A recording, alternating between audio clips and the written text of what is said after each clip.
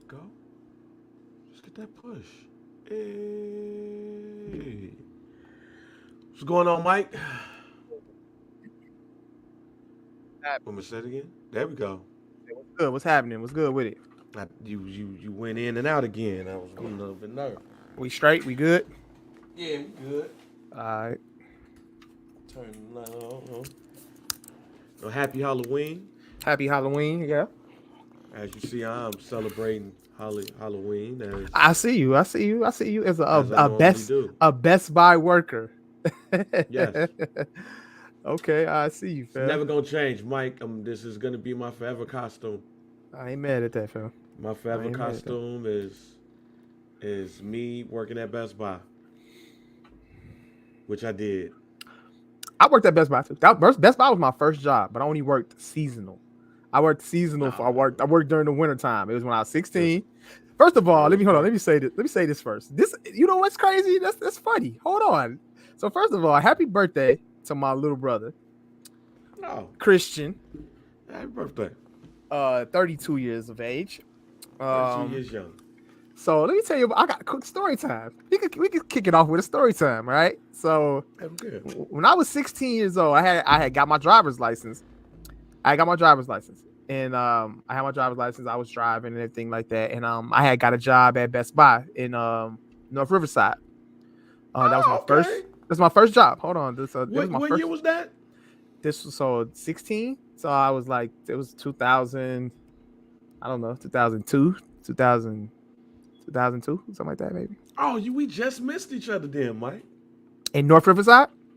Yeah, I No, worked in no, North no, Riverside. no. My bad. I take that back. Wrong. I know. I'm saying. Wasn't North What? Because if Riverside. you, It yeah, was because if it Melrose was Park. seasonal 20, yeah, It it was was like because Melrose I had to Park. just stood about that. The story If you, does involve North Riverside, though. Hold on. okay, yeah, because if you said seasonal, then yeah, we didn't miss each other because I was So, working there in 2002. okay, this was Melrose Park, but the story involves North Riverside. Okay. Um, so I was driving at the time, and I had just got the job, and I had to take a drug test for the job. I had to go take a drug test. I have a great Um, drug test story for that too. so and then my brother, my brother always tagged along with me. He always was a tag along guy. Like me and my brother always hang. So my mom, I don't know, she was like, yeah, take your brother with you. Da da da. You can drive, take the car, blah blah blah. All right, cool. Go take the drug test. The drug test, I had to take the drug test in North Riverside. Yep, I know exactly where you had to So it take was it a at. place in North Riverside that I had to take the drug test at. So I go take so I'm on my way, and this is on Halloween. It's on Halloween. This is my brother's birthday. This is why the story is so pivotal. All right, so this is on Halloween. I had to go take the drug test. I go take the drug on my way to take a drug test, and I'm driving my mother's car. My mother had a Jeep Cherokee, navy blue. Um, and we were at the light on. So it's a light. So it's an intersection going down First Avenue, and until you get to Cermak.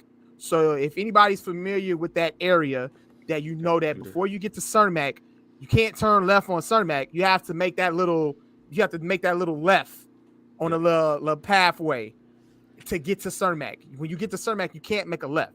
So I got to Cermak and I stopped at the light and I had my blinker on like I was gonna make a left at Cermak. I passed that intersection that you're supposed to turn down, and I passed the train tracks to get to Too Cermak. fast. So yeah, and I got to that light. My brother's in the car with me, mind you.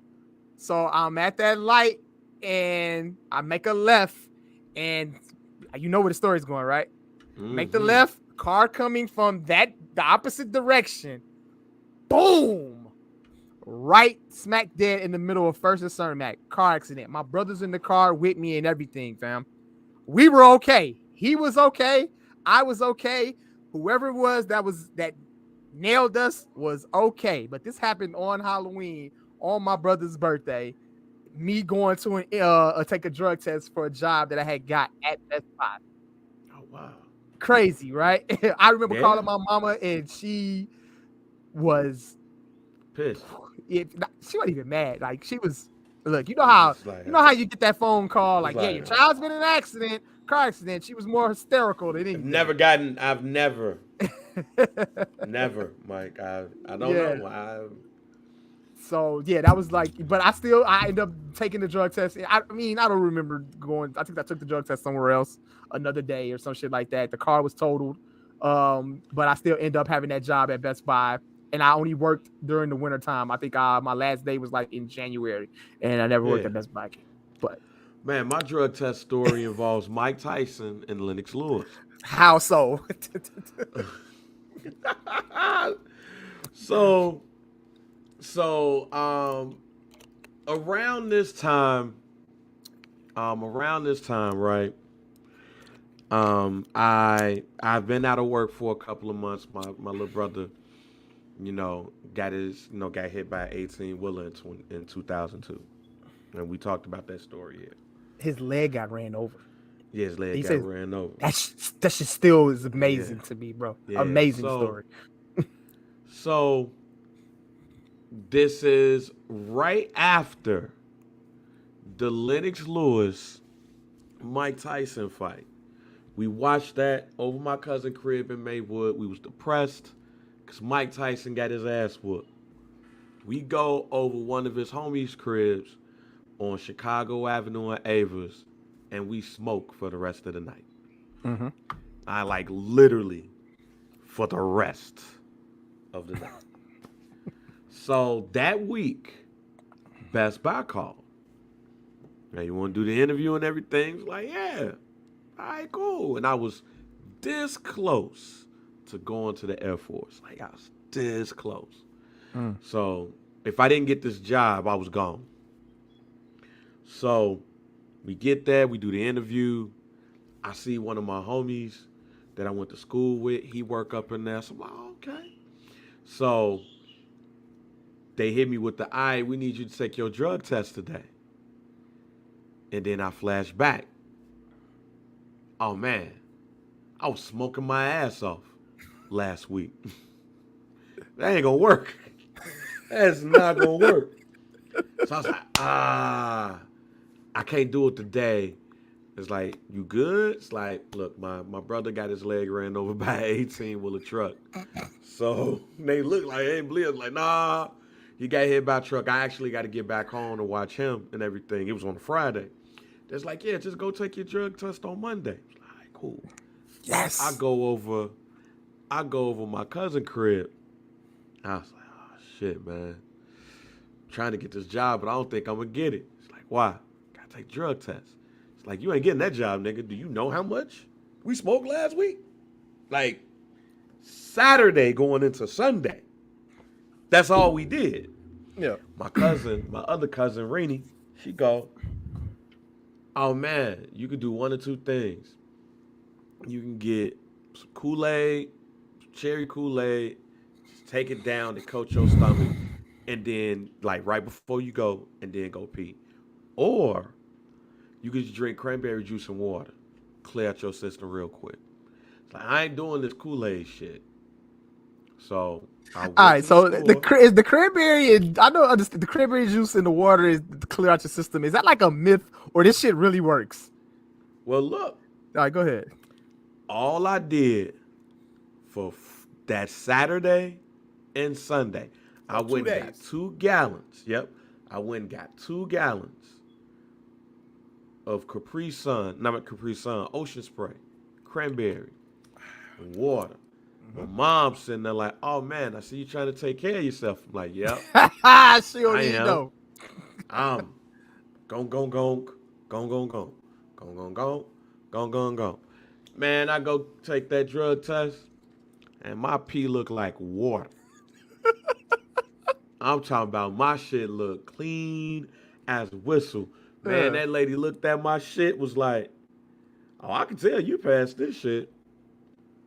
A couple of days later, they called me, told me, pass the test, and worked at Best Buy from late June 2002 till September of 2009.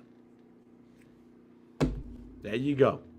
So it works, Mike.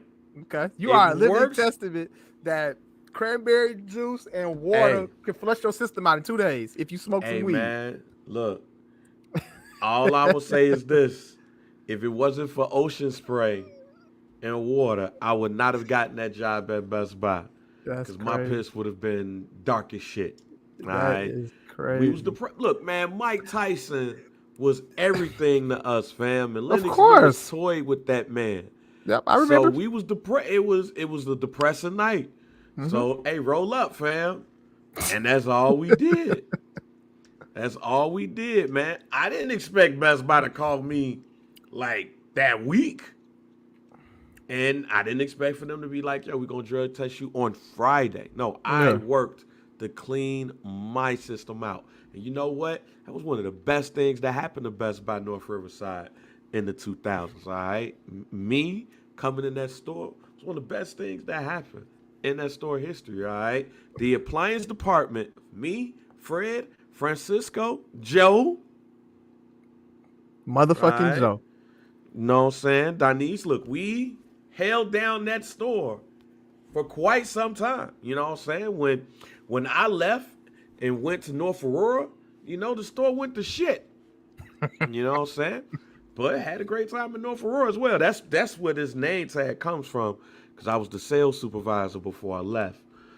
And I left because the lady that ended up taking over for the dude that was there before, she didn't want me up in there. And she pointed her hand at me, and I threw a paper at her ass. She's like, I can't believe you. And I walked back in. I was like, you know what? You don't want me up in here, and you ain't going to stress me out. And I know I can't step down, so I'm just going to go ahead and quit. Yeah. And I quit. And then plus, I was really gung-ho on making this work, because at that time, I was going to ICB. And, them niggas in upper management was mad that I was doing what I was doing. And then, I know a lot of people wanted me to be like, run one of them stores. So shit, nah, I was like, nah, I'm out, man. I'm Little did they I'm know straight. we had bigger dreams. Hey, right. And it worked, you know what I'm saying? I still remember the day I quit.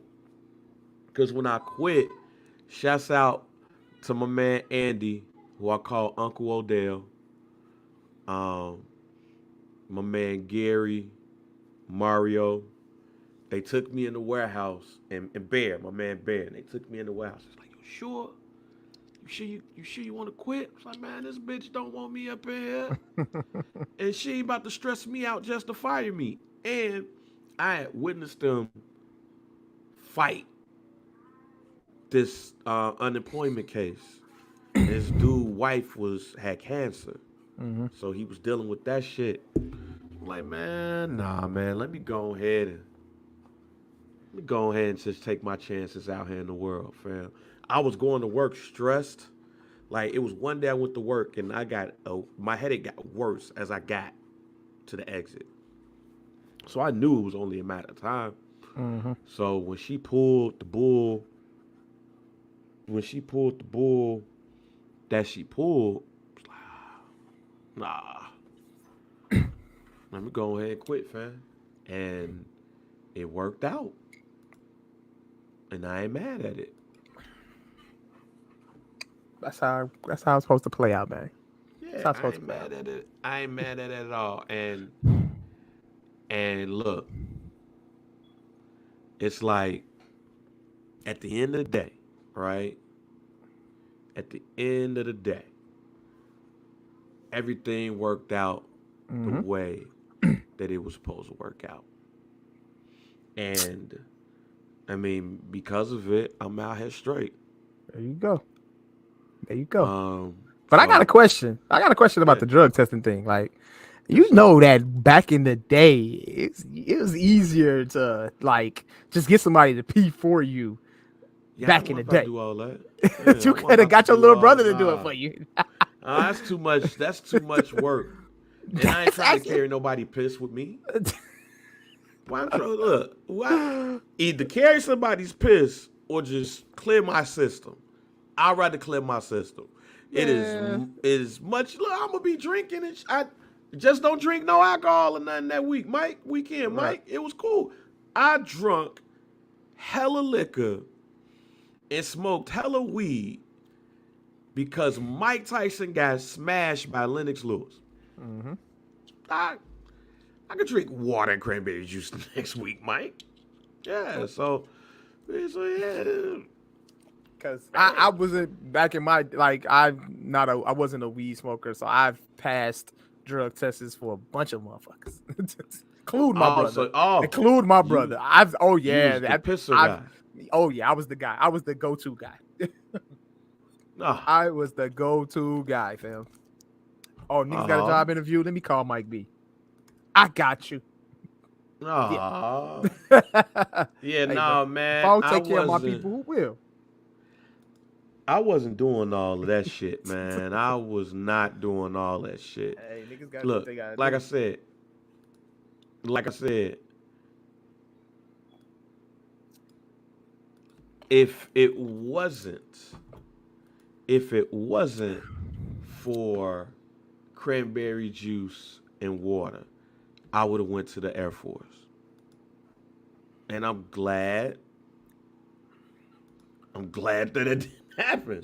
Shout out You to know Ocean what I'm Spray. saying? What kind of water was you drinking there? Dasani was. It I was know it had to regular be water. Dasani. Probably Dasani, bro. Probably was Dasani. Dasani probably Regular saved water. you, bro. You didn't even. What you mean regular water? You drinking out the faucet? Yes. Regular water? Oh, okay, yeah, well, yeah. At that time, At that I time, didn't know yeah. no better. That's cool too.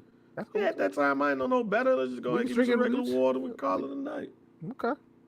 We call it a night, and that's what happened. And it worked. The end. I'm not. Look, Mike, I am not getting into a situation where I am going to have to bring a wizard. I think it was like a wizard and all of that shit. Nah, fam, that's too much work. If I could just drink cranberry juice and water and get this job, I'm straight. Now, flip side, same thing kind of happened. Years later, I got me a job at Lowe's. It's a little bit different because they took the hair sample. That shit happened, and I was like, water. How hard can this be? Yeah.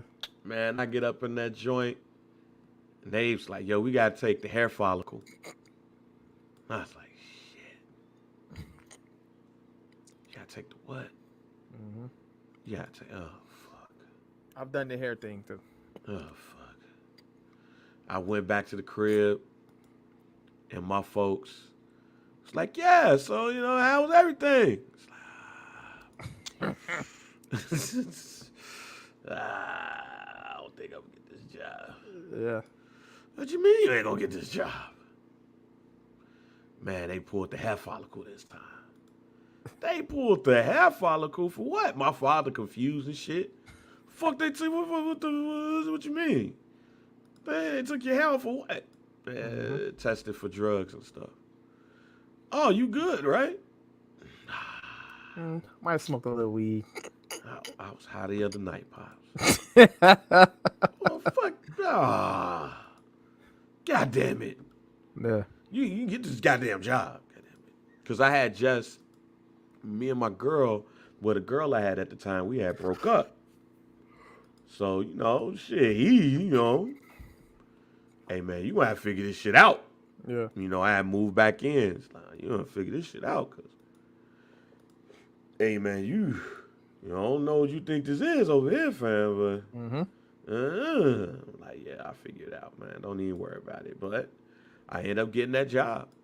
They called me. Was like, oh, yeah, you hired. And they were trying to get me in a management program, too. That was the funny part. They was trying to get me in a management program, and I was like, nah, I'm straight. I got bigger dreams. I got bigger dreams. I have aspirations. I'm not trying to be no manager in no retail and shit. You sure? You sure? Yeah, I ain't trying to do that, fam. That's not for me. Hey, man, you can make such and such. And at the time, I had interviewed for the current position, the position I ended up getting. I interviewed for DC, and I interviewed for St. Louis. Honestly, I ain't really think I was going to be in that bitch long anyway. Turns out I was up in that motherfucker longer than I thought it was going to be. So So yeah, but those are my drug test stories, and when you work in radio, I'm definitely not like I was before. But working in radio, they don't drug test, so it's like you got the job. It's like, oh man, great. Mm-hmm. Where do I take the drug test? And they was like, for what? So no drug test? Oh man, if you took a drug test, 95% of the people that work up in this company wouldn't be here. Like, oh damn. All right. You could come to work high all weekend, as long as you get the job done. Not gonna lie, like many occasions where I came in St. Louis. Oh man, what a time! What a time! Mm-hmm. Hiding that thing sometimes. Be up in there trying to write an article and shit. Just some breaking news happens. You like, oh shit, focus up. Give me some water. Give me some water. Give me some water. You know what I'm saying? Henderson. Hey, I had a liquor cabinet in my office. Yeah. Like my cousins came up there, and they come up in my office and shit. And I was like, man, y'all want something to drink? Like, what a pop machine at? I was like, no, just open the cabinet, fam.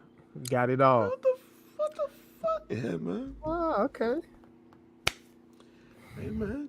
Relax, man. Relax. So yeah, those were the days, but I'm mature now. 41. You know what I'm saying? But I get to look at this name tag right here to know where I came from. There you go. Best Buy 320. You know what I'm saying? The Best Buy in the western suburbs. Stand on that. It's legends that came out of that building. You know what I'm saying? Not one of them. So, hey man, shouts to us. All right, man. Before we get started with the pod, got some news.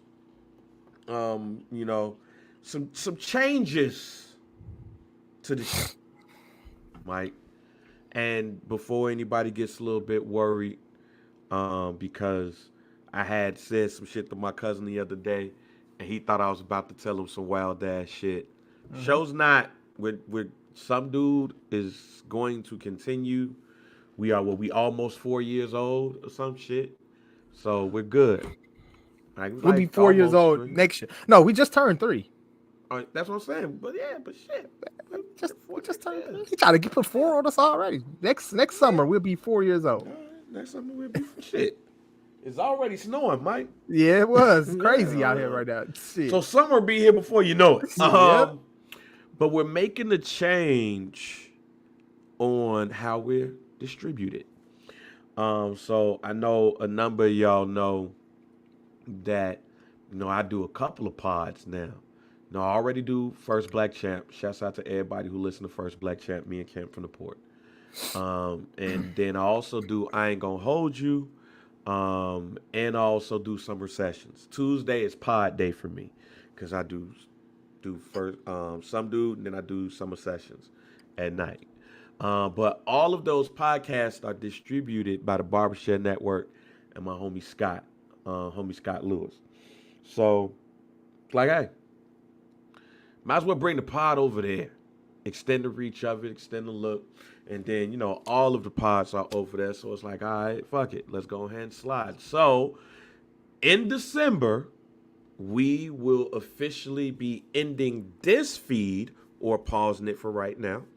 And we will be distributed by the Barber's Chair Digital. So, basically what we're telling you right now is to go ahead and start to subscribe to the Barber's Chair Network. If you are already a subscriber of like First Black Champ through there and everything like that, you're good. But subscribe to Barber's Chair Network, the home of First Black Champ. I Ain't Gonna Hold You, summer sessions, and the first week of December, some dude. And as we grow, there's gonna be more things coming, and hopefully in next year. But shouts out to Scott. I mean, it might as well. It was literally the only pod that I do that's not over there. You know what I'm saying? But we extended the joint, so we're gonna talk about it a little bit more on Friday. I Ain't Gonna Hold You. So Mike, if you are available, you know what I'm saying, or if you're running around, you could just grab your phone. But we gonna, Scott. What time? Our what time boss, on Friday? 5, I believe so. I'll be at the bowling alley. Oh yeah, just pull your phone up. That's All so right, I we'll got you. send you the link. You ain't gotta do That's what you're cool. doing right now. That's Just cool. pull your phone up and shit. That's a We bet. know you be bowling, nigga. That's a We bet know though. you be bowling. Yeah. All that shit. So other We got. than that, man, how's everything going, Mike? Before we get in this pod, man, your team, they look good. I can't call it. Everything is good. Everything is great. I can't complain. Cowboys look alright. You know me, baby. I'm hard to impress when it comes to that football team, man. But before we get into all of that stuff like that, yeah, Dallas Cowboys pulled off the victory, pulled off a blowout, win over the St. Louis. No, I'm sorry, the St. Louis, the LA Rams in a rout. It was like 43-20 or some shit like that. What I was most impressed with was that defense played good, special teams played good. Dak looked very great. He was sharp. And 4 touchdowns, 1 interception, which I wouldn't even blame him for the interception. It was again another Mike McCarthy um red zone first down. Fuck it, let's throw the ball on the first down in the red zone instead of handing the ball off to Tony Pollard, who what I am concerned about is the run game. The run game does look a little shaky right now. Yeah. Yeah, I'm not really sure what's going on with the run game, but it's not looking as promising as we thought it was gonna look. But I also think that's because I think Tony Pollard will work better with like as a two-headed monster. With that's why I kind of was on the fence about getting rid of Ezekiel Elliott because I felt like they were a good 1-2 punch last year. Who was available in trade talks apparently. Who, yeah, definitely was available in trade talks. Speaking of trade talks, today was the trade deadline. The Cowboys didn't make any moves, which I wasn't surprised. Jerry Jones really did come out, already had said that he wasn't really going to engage in anything. Like he'll listen to offers or whatever, but he pretty much said that he wasn't going to pull the trigger on anything. Which was, yeah, I get it. I would like to see them go for a running back. I mean, it was talks about maybe possibly trying to get Derrick Henry or possibly, I mean, any running back. I feel like the Cowboys, if we're going to go deep into the playoffs, late in the season, I think we need to really get Tony Pollard some help because the backup running back that we got, I don't even know this guy's name, Rico. I don't even know his last name. I can't pronounce it. Y'all got a backup running back named Rico. Nigga's name Nico, something. I He don't be know, on but hoes. He don't even want to run the ball, fam. He just be on hoes. ain't nothing happening with him though. Ain't nothing going on back there as far as the run game is concerned. And I think Tony Pollard can use some help back there to get the run game going. So it would have been nice to maybe see like a possible trade, possibly a Dalvin Cook, because obviously Dalvin Cook's name was being brought up in trade talks. I guess he doesn't like his role over there in New York.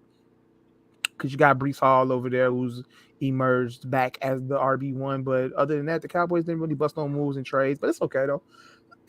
But, yeah, we got the dub. We got the Eagles coming up this week. So we'll see what the Cowboys is really about. Going against the Eagles divisional game in Philly. So, yeah, we'll see what's going on there. But other than that, Hey, man. Y'all already know, man. Shout out to Cowboys. Hey, man. No, shout out to you and your team. Yeah, we got the victory. We look all right.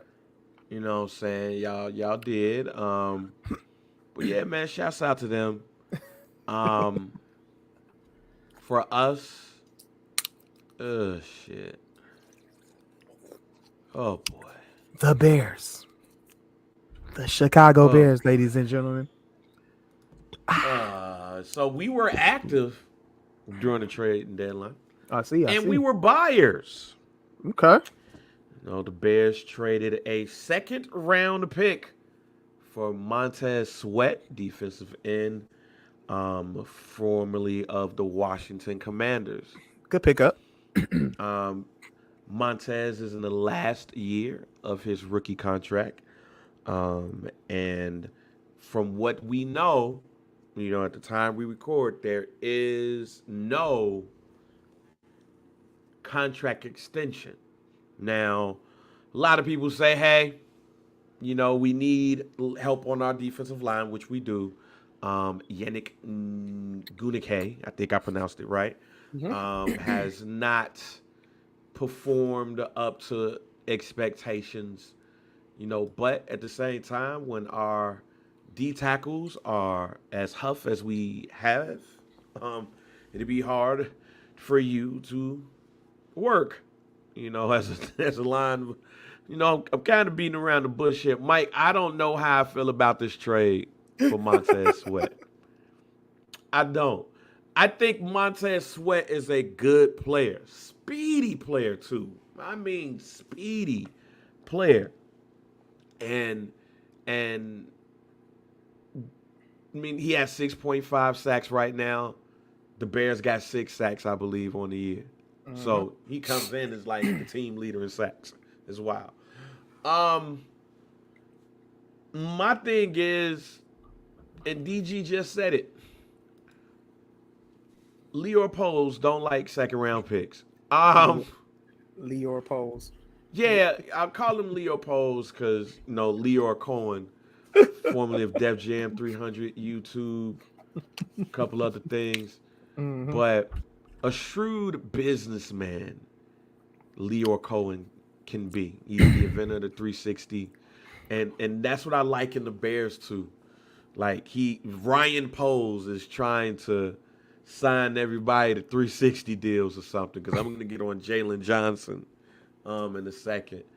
But Montez Montez Ford. Sweat, not to be confused with the Street Profits, but Montez Sweat, the only sweat that I'll acknowledge, ladies and gentlemen, is Montez Sweat. Just know that. So, Bag, did you have that shirt on when you had that conversation with Keith Sweat over the phone? nah, That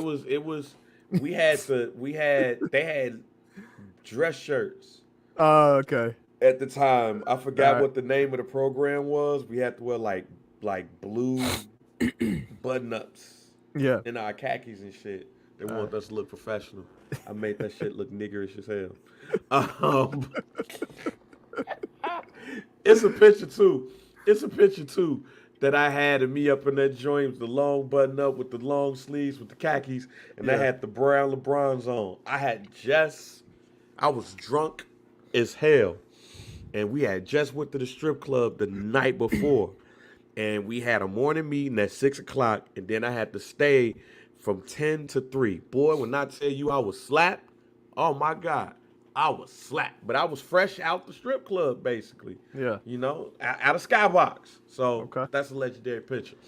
Um, but yeah, Montez is on the last years. He's in the last year of his rookie deal. So you trade a more than likely high second round pick. Now, the thing is, I guess the thought is that you'll work out a contract extension, and if you don't, you can franchise him. So you do have his rights.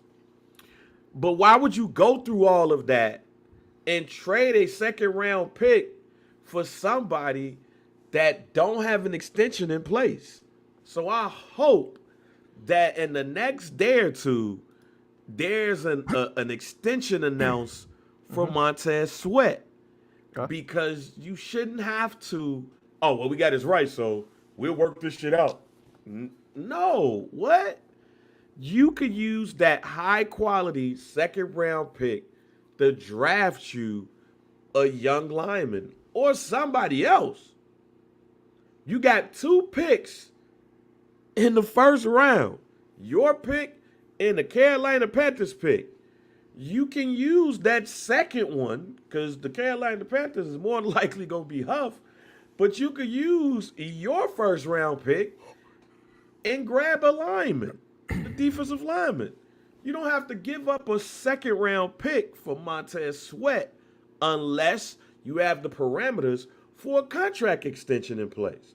Mm-hmm. So it just seems like too much of a hassle to give up a high quality pick for somebody who don't have an extension in place. That's confusing to me until hopefully days later, Montez Sweat has signed a 4-year extension worth this amount of dollars and this amount guaranteed. If you don't have that, that's weird.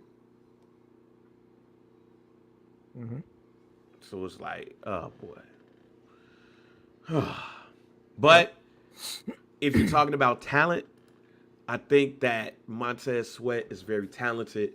You have a speed rusher who can also play the run well.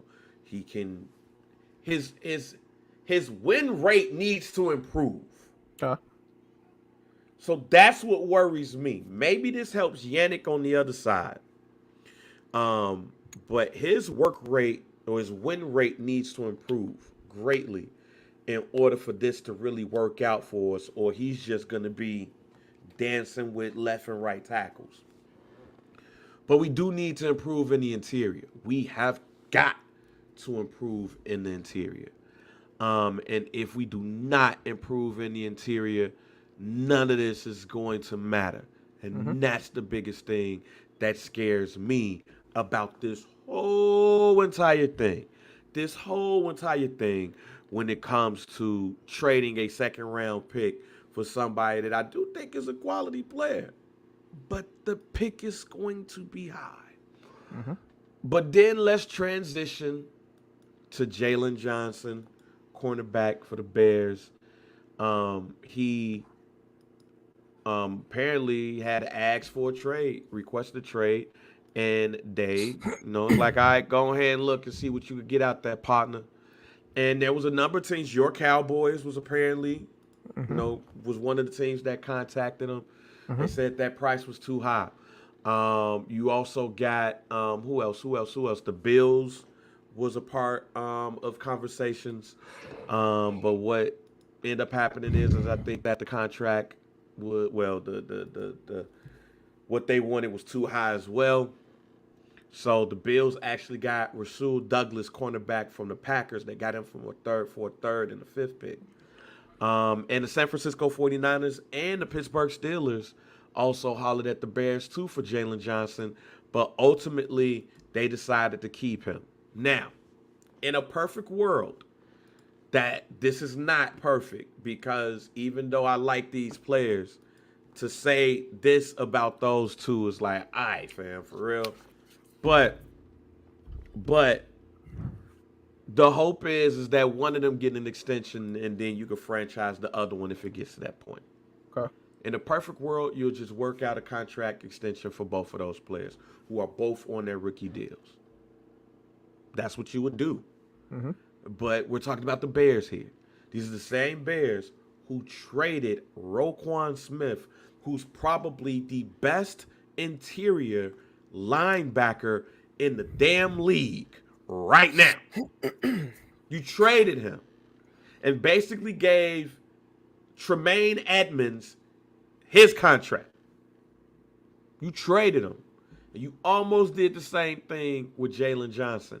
But you bring in defensive help with Montez Sweat. So Bears, are we going for it or not? Like, do you think with or without Justin Fields? Because Tyson Bagent is starting again. He's starting against the Saints. So, do y'all think that the Tyson Bagent Bears, Chicago Brass, Agent Bagent, no, Ryan Poles, Matt Eberflus, Kevin Warren, are y'all trying to feed us that with Montez Sweat improving the defensive line, we do got a fairly decent linebacker core, and with Jalen Johnson coming back, along with Tyreek Stevenson on the other side, Kyler Gordon healthy, and maybe we get Eddie Jackson back and Jaquan Brisker from illness back. Are y'all telling me that this defense here, with the new addition, with Tyson Bagent, is going to win us a couple of games or something? Is going to bring us in the playoff hunt? Is Tyson Bagent going to lead us? It's Tyson Purdy? That's what we're looking at here? Because Justin's not starting, and it was weird that they just, he's not starting. Maybe he comes back for Carolina. Maybe he don't. But is this what y'all telling us? Because if this is what y'all telling us, fam, I'm not buying what y'all selling. Not. Bears got over 100 million cap room going into next season. You will possibly have a top 5 pick. And I won't go into full detail, but I'm under the assumption that the Bears might not be as enamored in Caleb Williams as they are in Drake May. I think they're a Drake May team. And part of that is because I talked about this. Let me ask you this real quick. So Justin Go not ahead. being sold at the deadline, what does that leave the Bears? Where does that leave Justin Fields' future with the Chicago Bears going forward? Look, I don't think there is no future for the Bears and Justin Fields if the Okay. Bears don't win. Okay. Win meaning what? Like win some games this season? Or like what do you mean exactly? Elaborate there. The Bears, look, man, let's be real. If the Bears and the Panthers don't win, or if the Panthers win and the Bears don't, or vice versa, Let's just give me the Bears. go ahead. Wait a minute. Go ahead. If the Bears or that Panthers pick is a number 1 or 2 pick, they're drafting a quarterback. Unless Justin turns out to be what we saw last year and more. That's the long and the short of it. So what I'm saying is that you have to see that, but you see it within like a bunch of losses that add up. Like they win, they lose games, but Justin goes out there and looks great for the second half of the season. That they lose in games though. Look, I'll say it like this. And you still get the top 2 picks. I'll say it to you like this, Jack. Justin Fields would have to be Patrick Mahomes like for them not to draft a quarterback. Simple. Caleb Williams, according to the scouts, is a generational QB. Jury's still out for me. Me too. But you rarely hear generational quarterback in a failed experiment. Mm-hmm. Like the closest in our lifetime that I would say that somebody they called a generational quarterback did not become a generational quarterback is Andrew Luck. And that's because he retired. He's like, yo, I'm broken down, fam. Peace. Mm-hmm. That's it in my lifetime. Like nobody called Ryan Leaf generational. They said that he's as good as Peyton Manning. But we don't know because we got some questions. Yeah. Peyton Manning was generational. There's others who were first round picks that they didn't put that label on. But when you hear somebody say generational QB, you normally go with that quarterback. You normally look at the landscape and you say, hey, if I was drafted number 1, what'd I pick, dude? And it's probably 5 teams right now that if they had the number 1 pick, they ain't drafting Caleb Williams. So Justin Fields has to ball out. And they can't have one of those top 2 picks. That's very hard to do when you're the Carolina Panthers and the Chicago Bears. To ask them to win games, those 2 teams. Yeah. Win games so we don't have to be in a position to either draft Caleb Williams or Drake May. So yes, Mike, he would literally have to show out. I mean show out. And they would have to make the playoffs in order for the Bears to be like, you know what? I like Justin. That's what's gonna have to happen. So what you're saying is wait a minute, or if the Bears fail, which more than likely is gonna happen, the next coach has to go, you know what? I like that Justin Fields.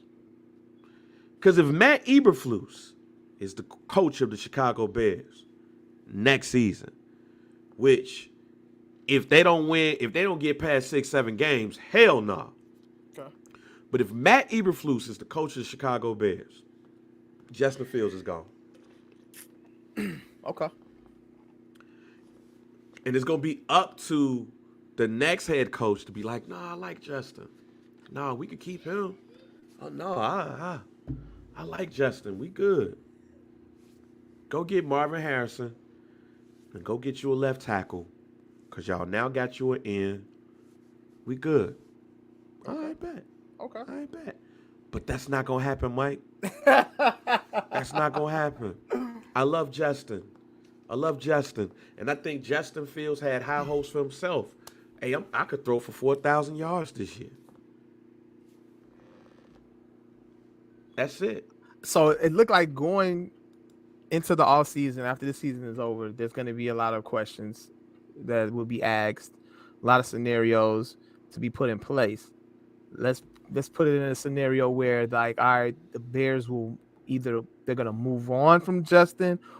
Do you ship him, or you trade Justin, or you release him, or like you keep him as a backup? What are we doing? Like, what happens? Wait a minute, you say that again? No, I'm asking, like, what are the scenarios that can happen with Justin after the season is over? Like, he getting traded. He not okay. That's what I'm making sure. That's what I'm asking. He going to Atlanta. Like, how do you move on from Justin? What do? You ship him? What do you mean? How do you move on? Hey, how you doing? That's what I'm asking. That's the question I was asking.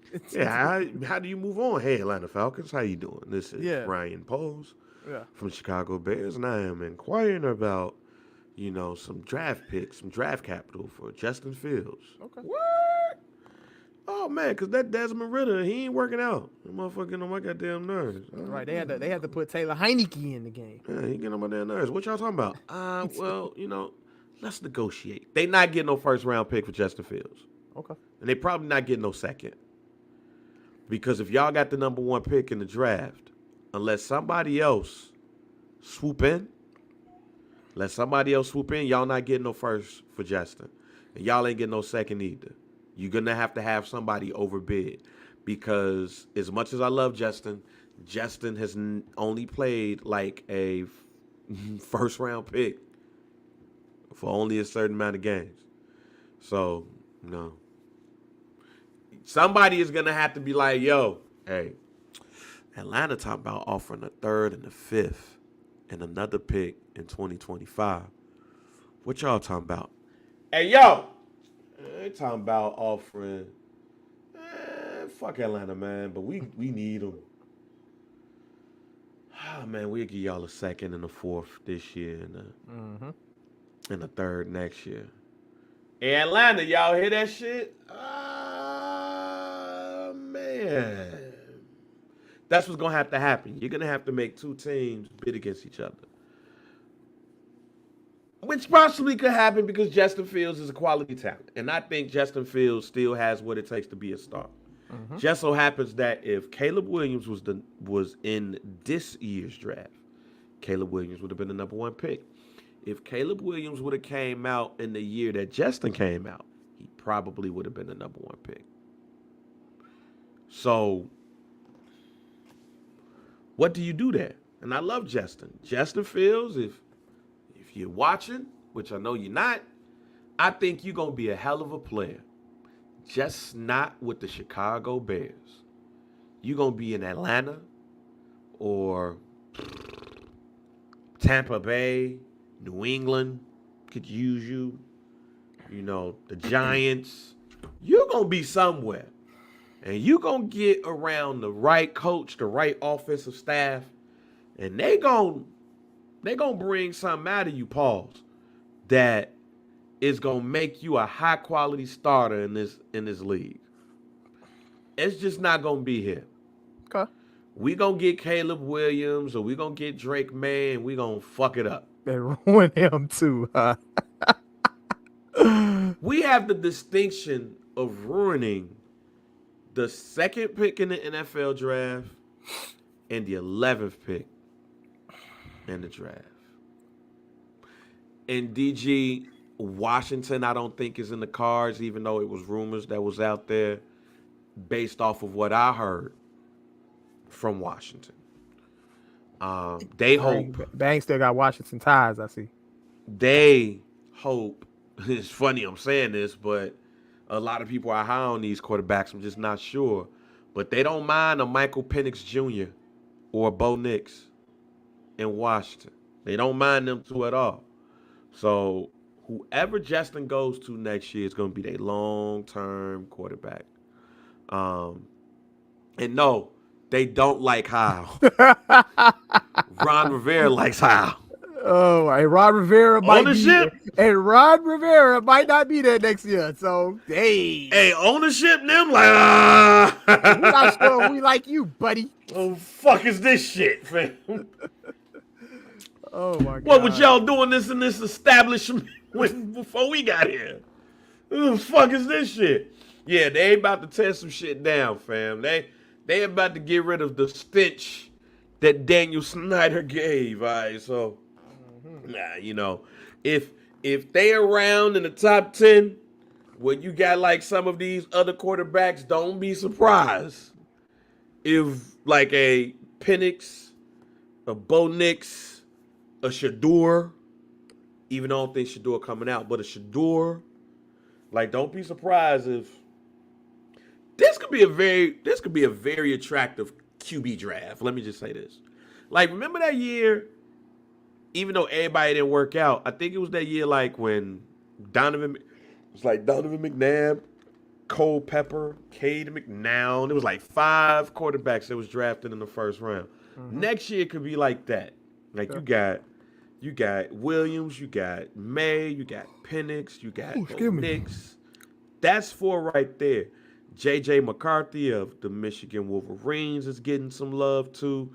That's 5 right there. If Shador Sanders comes out, that's 6 right there.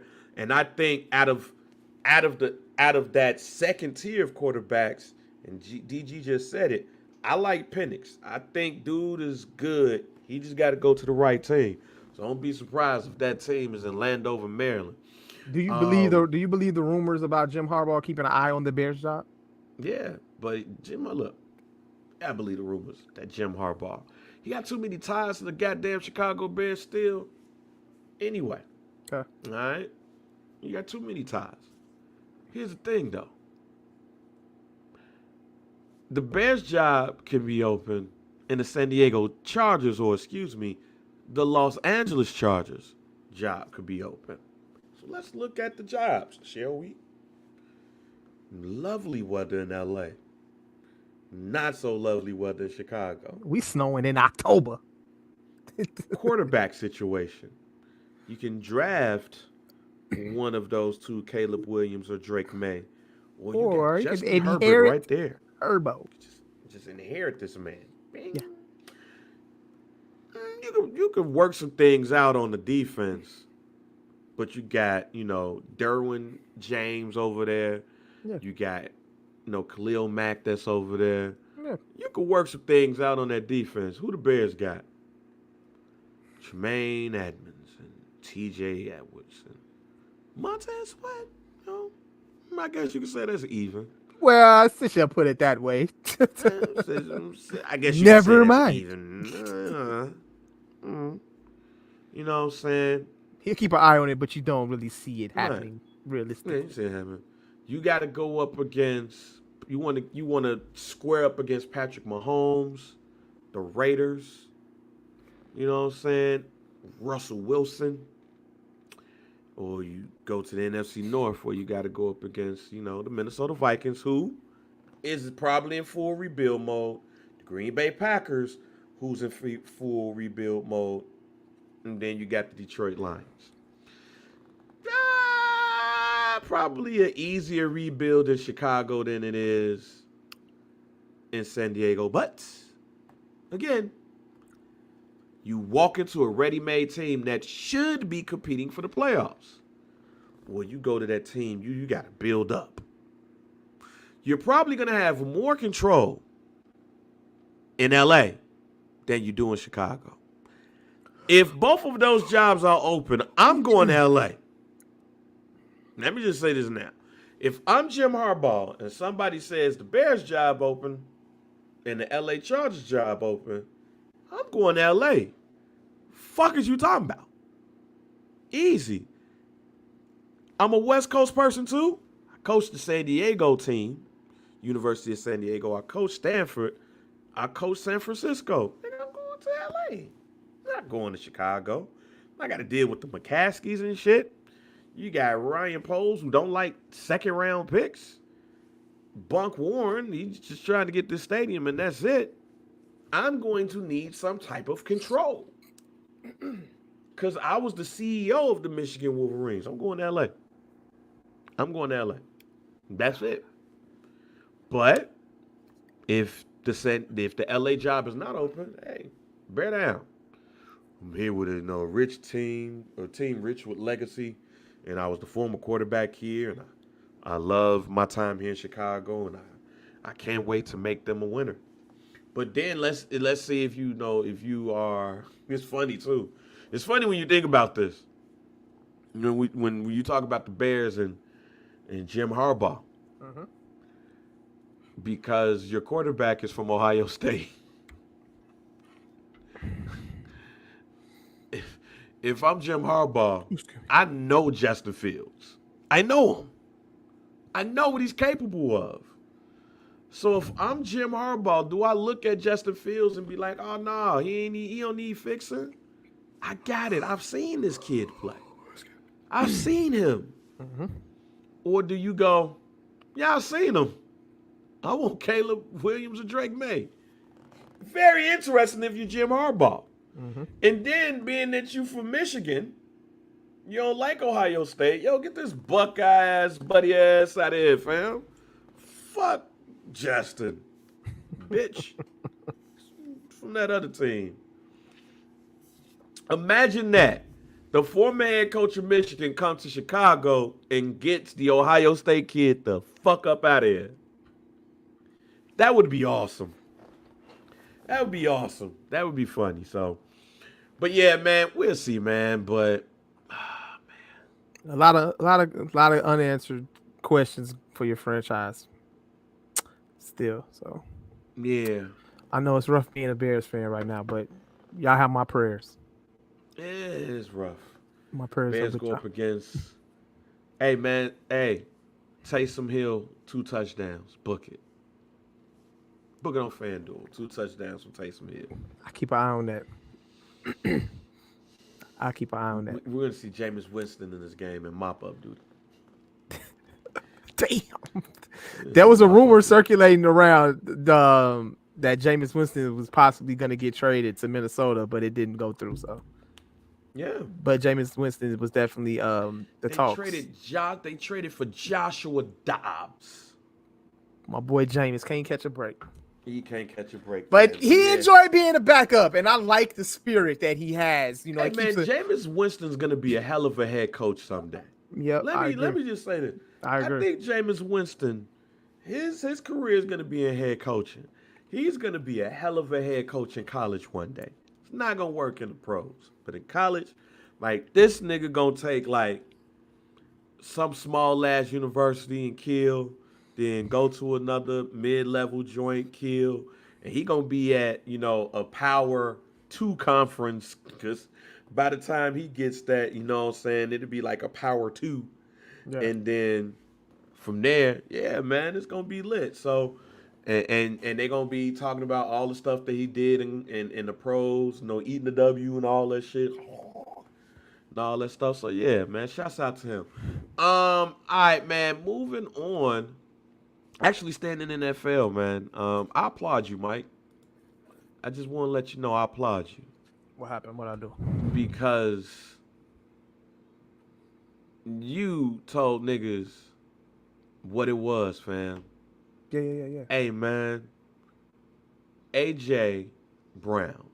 Yeah. Eagles. Best wide receiver in the NFL. Yeah. I had watching football on Sunday. I'm red zone and all of that shit like that, and I've seen what AJ's been doing all year, but AJ made a catch Sunday against the Commanders, one-hander in the end zone for a touchdown by the pylon with one hand, and I said, "That's it." I've seen everything this nigga been doing all year, and yeah, AJ Brown different, bro. And I solidified it. I stamped it right then and there, and I said he is the best wide receiver currently right now in the NFL. I'm standing on that shit, and that's just what it is, you know. And a lot of people who jumped in the comments and anything like that, and give their takes and disagreements and everything like that, and that's all cool. The only person I agree with that possibly can have a one up on him is Tyreek Hill, and that's it. So Tyreek Hill could possibly be, if you want to say Tyreek Hill, I'm all for that. Tyreek Hill is putting up crazy numbers like he said he was going to do to the beginning of the season. Tyreek might possibly have 2,000 yards receiving. It's very doable right now. He's well on pace. So if you got Tyreek Hill up there as your top receiver, go ahead and do that. But I'm taking AJ Brown. AJ Brown out there, you know what I'm saying, breaking Megatron numbers. 150. 6 games in a row, bro. Come on, man. And doing it in style. I ain't talking about like just getting open. The man is out here literally making crazy catches, fam. So that's why I got him up there, man. But you know, hey, shout out to all the wide receivers out there doing their thing right now. But I got AJ as the guy right now, man. And the Cowboys, we got our hands full coming up this week with AJ Brown. Oh, it is Eagles Cowboys week. Eagles Cowboys, man. Shout out to my boy. I gotta send a little text, man. Not even on no trash talking shit. I just need to check on him, Joe, because I ain't heard from him. I asked about him on the pod last week or a couple weeks ago, and we saw off the grid right now. You said he was dealing with some family stuff, so I mean, yeah, he back in Atlanta now. Okay, all right. I'm gonna have to send him a little text, man. So you go and reach out check back in, to check him. in with him and see where he at. So man, yeah, we got AJ coming up, man. I don't know how that's gonna look for our secondary, man. So we just gonna have to. Hopefully, we can contain him enough where we could be able to keep ourselves in the game. But AJ Brown is my number one receiver right there, man, and I'm standing on that shit, Joe. I gotta stand on it. What you think? Man? You agree? Now we about mid-season, close to mid-season. Where we at as far as like the wide receivers? Who you got? Is because wide receiver is always a good conversation. Who's the top wide receivers in the game right now? You got guys like Jamar. Obviously, you got Justin Jefferson, who's on IR right now. So I can't really consider him a top guy. Jamar and the Bengals, they're finally like catching their stride. So, you know, it's still to be determined where we are with Jamar Chase. But and then you got you could talk Stephon Diggs, but you know him and that's off and on up there in Buffalo. But the two guys that's really out there doing it is Tyreek and AJ. But where you at? So my favorite wide receiver in the NFL is Jamar Chase. Okay. Let me just say that now. That's my favorite. Mm-hmm. The best. Is it wrong for me to say that I don't consider Tyreek Hill a wide receiver? I mean, I know exactly where you're going with it. I know exactly where you're going with that. And I think he's let me hear your take on it. Then let me see if I can actually agree. Because he plays the position so differently. Any normal wide receiver. It's not even that he plays it differently. I think that, because I don't want to sound disrespectful, because, you know, some players be sensitive.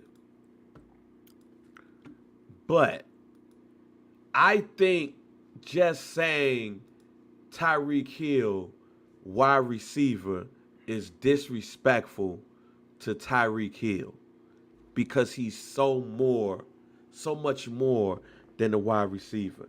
He is a weapon. Yeah. If you could just make a position that just says weapon. He kind of like a Debo, but like 4 times better than Debo. Because you know how like the 49ers utilize Debo? That's kind of like how the Dolphins utilize Tyreek. But it's just like Tyreek Hill. Way better. Tyreek Hill, the best way of putting this for me, Tyreek Hill is like playing the game of Tecmo Bowl. And what I mean by that is is if you play Tecmo Bowl like I've played Tecmo Bowl, you just throw that motherfucker up and it's rainbow. Tyreek Hill just got to run height and just run straight. And rarely is he's going to miss. You get him on a slant, and he could take that joint from the 1 to the end zone with ease. The man is the fastest player in the NFL. And I don't know if it's close or not. And when you look at his yak and everything, it just get that man the ball and he gonna make magic with it. And that's why I think he's so much more than a wide receiver. So much so that I believe that because he is, let me go on record as saying this. I think because we call Tyreek Hill a wide receiver, that's the reason why he won't win MVP. Tyreek Hill, to me, is the front runner for MVP. Okay. But they won't give it to a wide receiver. They'll give him Offensive Player of the Year. Right? It won't be a situation where Tyreek Hill wins MVP, A.J. Brown wins Offensive Player of the Year. Because they more so got Tua as an MVP candidate than Tyreek Hill. Right. Tua will win MVP instead of Tyreek Hill. And that is because he's a wide receiver. If you just flat out say that this man is a weapon and you see what he's doing, it sounds better because it sounds better. You could put him in the MVP conversation. I mean, how not much feel weird? How much more does an offensive player have to do? An offensive player, not the quarterback, has to do to be considered for an MVP, bro. Like, I don't know, but I think it's the dumbest shit. Like if you're watching the game and you see what Tyreek Hill is out there doing right now, how can you not fix your lips to say this guy is an MVP? How could you not? The MVP. How can you not say that? This is dumb. What does an offensive player have to do to be considered for an MVP award? What more do you? What more can you do? It's crazy. Hold on. I gotta type this. Like I think a Tyreek Hill, a AJ Brown, these guys should be in consideration for the MVP award. Both of those guys, along with some of these great quarterbacks.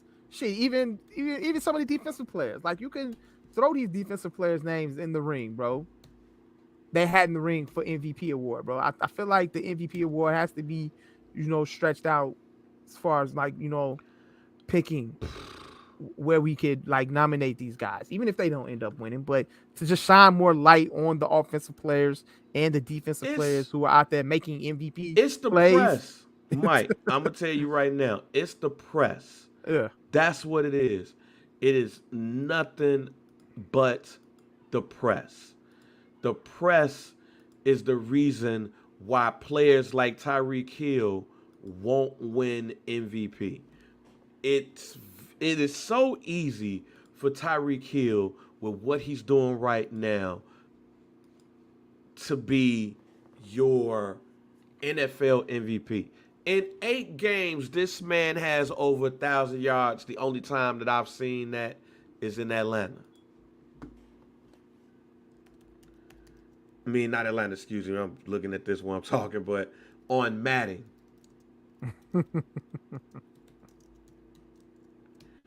That's like you play Madden, right? Yeah. And when you play Madden, you find your favorite wide receiver, and then you just throw them the ball. And then it's like 8 games in, and this person is like, got 20 catches, but he got 1,000 or so yards because you just find a way to get this man the ball. That's what Tyreek Hill is. It's exactly what he is. He is a walking game of Madden. He's a walking game of Tecmo Bowl. He's a walking game of any football game. NFL Blitz. Yeah, NFL Blitz, NFL 2K. That's what Tyreek Hill is. Yeah. You just let him outrun your cornerback, and that's it. I got a fantasy battle for y'all too. Mike, are you old enough to remember when the NFL, like before the preseason game, they had like all of the like the games, they had the quarterback competition, they had the stuff for the linemen, they had the weightlifting Before the game, the actual like the game? week, like the day before the Pro Bowl. Before the Pro Bowl. Okay. Yeah, you have had all of these games and stuff. I remember Larry Allen like bench pressing, bench pressing, 225 like 50 times. This shit, he was just. I can't say that I remember. No. Man, well, when that was going on, right? When that was going on, the NFL had, what they were doing the NFL fastest man. Yeah. So the last event would be the race to see who was the NFL's fastest man. And Darryl Green of the Washington Redskins at the time would always win the NFL fastest man competition. I want to see prime Darryl Green line up against prime Tyreek Hill and see what happens. Mm-hmm. I wish we could make that happen. Only way we can make that happen is Madden. Because Darryl Green was always and forever winning the fastest man battle. It didn't matter who was on that track. Darryl Green was coming out on top. Uh-huh. It's the same thing with Tyreek Hill, though. I want to see them two. And Darryl Green is a Hall of Fame cornerback. For y'all youngins that don't know about Darryl Green, the man was fast, but the man can cover. How we speak about Deion Sanders, if you ask Deion Sanders who was some of the great cornerbacks, not named Deion Sanders, he gonna name Rod Woodson, he gonna name Darryl Green. The boy was cold. And he was fast as lightning. So I would love to see those two. But to answer your question, who I believe is the best wide receiver is A.J. Brown. And it's mainly because I don't consider Tyreek Hill a wide receiver. He's much more than that. Okay. He's a weapon. Okay. You just put the ball in his hands and he gonna do something with it. That's the only reason why. And again, I think that just calling him a wide receiver is doing him a disservice. And he should be, like, when the season is over with, if that man got over 2,000 passing yards or receiving yards, if Tyreek Hill has over 2,000 receiving yards and he don't win MVP, fuck the MVP award. I agree. Them niggas say, yo, Tua Tagovailoa. Okay. It's pretty. It's kind of easy to say now. You know, Tua Tagovailoa. Tagovailoa. Okay. Tagovailoa. Yep, there you go. If he win MVP, fan, fuck that award. That's Tyreek. It's Tyreek's award. It is Tyreek Hill's award. If that man get 2,000 receiving yards. I agree. Ain't no way in hell. But A.J. Brown is the best receiver, wide receiver in the NFL. You know, so that's my story and I'm sticking to it. There you go. I don't want nobody getting mad at me like they was getting mad at you. Yeah, you know, I've done so well at picking my battles, though. Proud of you, Mike. Yeah, I pick my battles so well, fam. Like, and I've used my words differently now. I used to, man, dang, I thank you, fam. Doing this podcast with you, has made me so much mature when it comes to arguing with people on the internet. And I've seen you get out of character a couple times the past year or so, but it happens.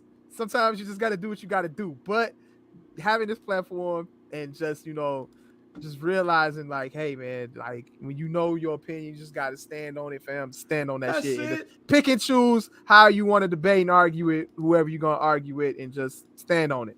You know That's what I'm saying? it, man. It's Look, okay. Mike, It's okay to agree or disagree with me. We have to learn that. yeah, y'all folks. Yeah, Mike is right, man. Y'all folks got to do a way better job at agreeing to disagree, fam. Yeah. Like Mike said that he felt that dude was the best in the NFL. All you had to say was, "Oh man, I'm an AJ Brown guy myself." Oh, okay, cool. That's it. That's it. Oh, okay, cool. Fellas, what happened to? All right, okay, that's cool. Mike, say it with me. Oh yeah, All that's right, cool. that's cool. That's cool. Yeah. That's what's That's up. it. That's all y'all got to say. Oh, okay. Why y'all don't? But it's Why all y'all good. don't want to say? Why y'all don't want to say? All right, that's cool. It was the same thing when I posted the Drake. That was his Right. worst album. Oh, that's cool. It ain't cool. Niggas be ready to fight you for your opinion. Oh, yeah, sorry, Hill. And a long, long time ago, I probably used to be that guy. You did. I was that guy a long, long time You ago, man, but I've matured now. Man, I understand, and I understand that opinions are different. You have your opinion because of how you feel. I have my opinion because of how I feel, and it's okay for us to have different opinions, respectful. All right, that's cool. That's cool, bro. It's all good. That's it. All right, man. Let's slide over to the NBA talking about changes. We finally had a trade that we've been expecting from the league for quite some time. James Harden. Darn it. My prediction was he was going. He technically did start the season as a Philadelphia 76er. He just didn't suit up yet. Technically, yes. Technically, he started the season. And there were reports coming out that they were about to get him in the mix, that Nick Nurse was getting him ready. He was out there on the bench with them against Toronto. And he was like, they had him getting ready to go, and all of a sudden, boom, he's gone. You knew when I knew PJ Tucker was getting him in the trade with him too. When they showed them on the sidelines, the niggas was laughing with each other. The niggas was laughing and shit. I was like, oh yeah, they traded PJ Tucker too. Yeah, we out of here, cuz. They over there. Going to LA. We going to LA, Jack. I'll see you on the West Coast. Yeah, I knew PJ Tucker was gonna be involved in that trade when I saw them gallivanting going to sidelines. That's crazy. Think TJ going with him. TJ. I think PJ going with him too. PJ gone. PJ know it. They having a good. We had a good time here in Philadelphia. Now it's time to go over to LA. It's like Rocky. It's like, hey, yo, Philly is always my home, but hey, LA calling. So now we have a team that presently constructed. The LA Clippers are the favorite to win the 2012 NBA championship. You got Kawhi Leonard, you got Russell Westbrook, Paul George, and James Harden on one team. I got a headache thinking about this, like this is it's so much to man. It's just a lot, man. This is a lot, okay? It's a lot. This is a lot for me, man. Like James Harden got his wish. He got traded. The preference that he had was to the Clippers. And my opinion on this is that it's cool for Philly. Philly got accommodated for it, and they got draft picks pretty much. You got a Batum, and you got Batum who said this is gonna be his last season. Yeah, you trade that man on his last shift, fam. And right, and then you got Marcus Morris, who's washed. He's washed. Okay. I think he's washed. This is like his brother. They both washed. I mean, I think their good days are behind them. So, and then you got some draft picks, which I think 9 times out of 10, they're gonna probably hold on to those draft picks by the trade deadline, and they're gonna use those to get. Obviously, they probably Zach LaVine's name is still being thrown in the air. I see OG Anunoby's name for Toronto. His name's being thrown in the air for possible trade destinations to Philly. So I think they're going to use those draft picks as collateral at the trade deadline in February. So I don't think they're going to actually use those. I think this is just like a short-term game right here for Philly for a bigger picture, a big trade at the deadline. So as far as Phillies are concerned, I DeMar think they're going to DeRozan? roll with possibly. I think, but DeMar has expressed that he would like to spend the rest of his career in Chicago, but they obviously right now they're not on the same terms But contract they want wise. to, but he also want to see where these boys go.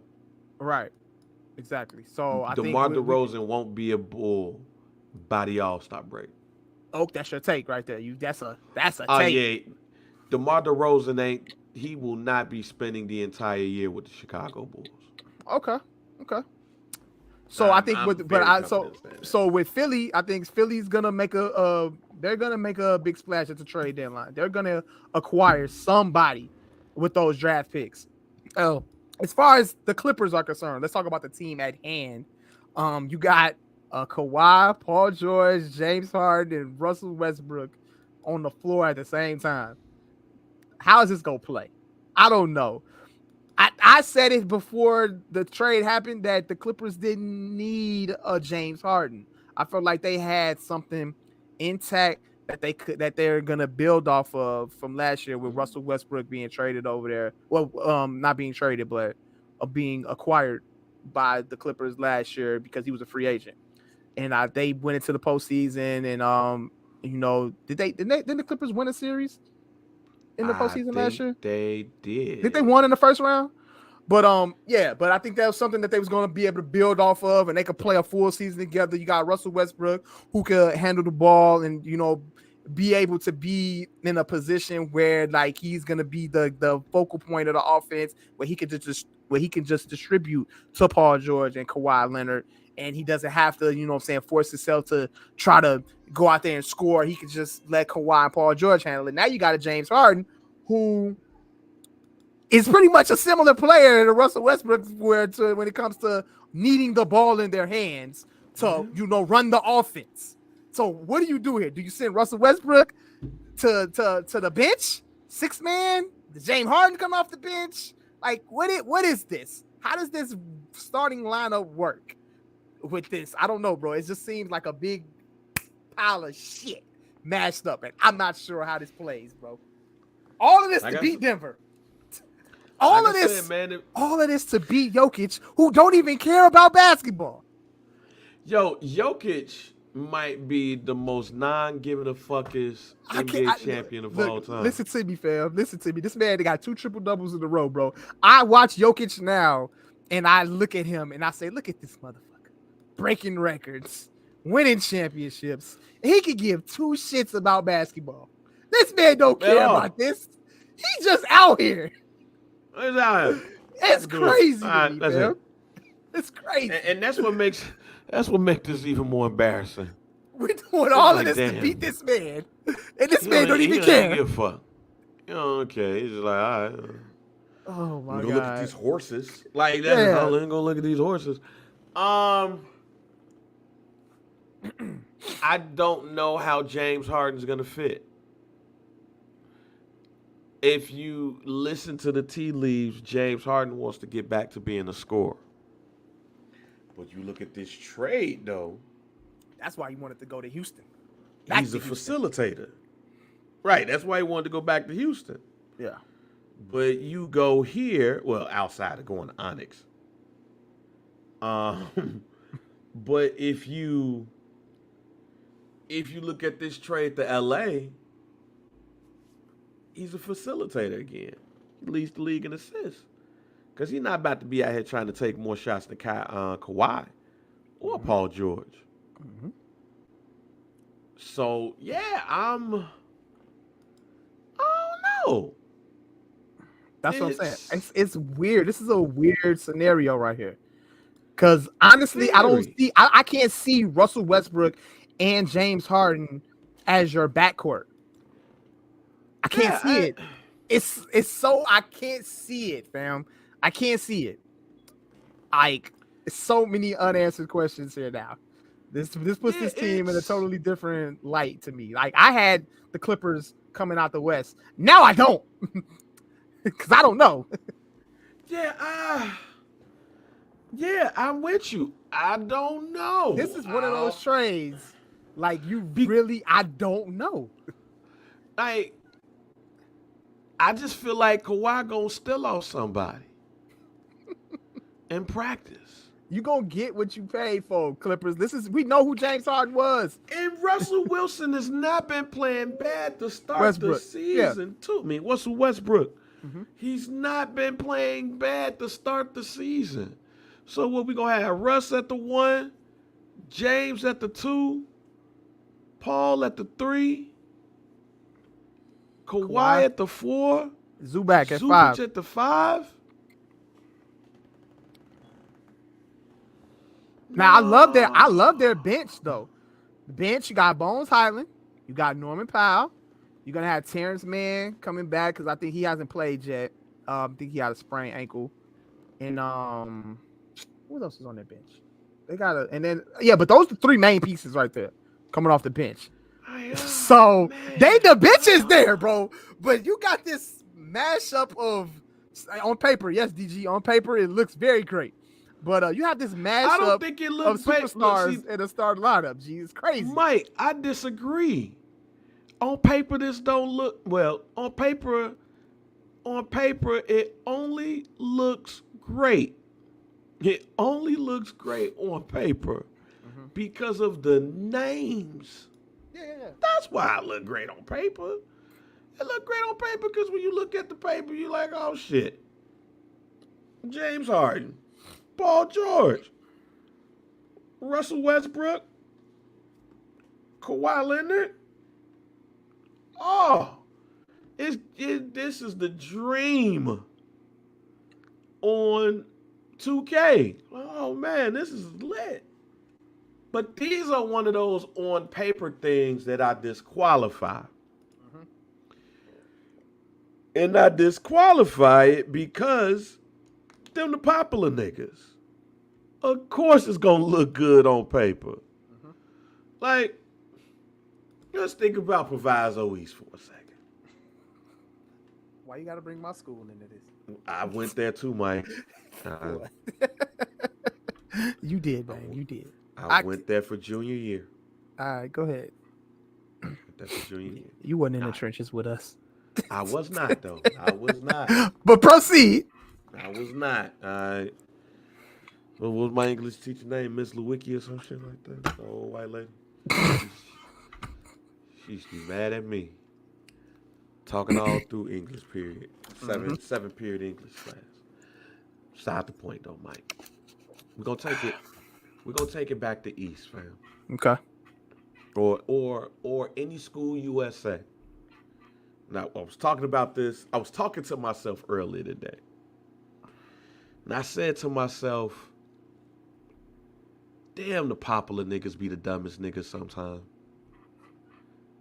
What I mean by that is, we all got about 4 niggas who went to school only to talk about people. Mm-hmm. They went to school for lunch. And they were popular because they used to clown niggas. And then you realize these niggas dumb as hell. You realize they getting all F's. You realize, like, they Iowa test scores is huff. You realize all of those things. That could very well be the Clippers. Mm-hmm. That's what on paper means.